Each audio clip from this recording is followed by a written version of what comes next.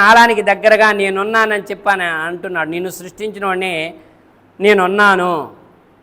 ఆయనే ఇచ్చాడు అమ్మా నాన్న బంధం, ఆయనే ఇచ్చాడు భార్యాభర్తల బంధం, ఆయనే ఇచ్చాడు ఇరుగు పొరుగు బంధం, ఆయనే ఇచ్చాడు అన్నలదమ్ముల బంధం, ఆయనే ఇచ్చాడు అక్క తమ్ముడు బంధం, అన్నా చెల్లెల బంధం. అర్థమవుతుందా? బంధాలన్నీ ఆయన ఇచ్చిన. ఆయన నిన్ను పుట్టించకపోతే నీకు ఈ బంధాలు ఏడ నుంచి వస్తాయి?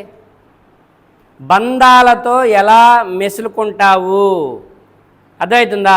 బలగం చూసి మురుస్తావా? బలగాన్ని ప్రసాదించినటువంటి భగవంతుని తెలుసుకొని దాసుణ్ణి అంటావా అనవా అనేది ఇక్కడ పరీక్ష.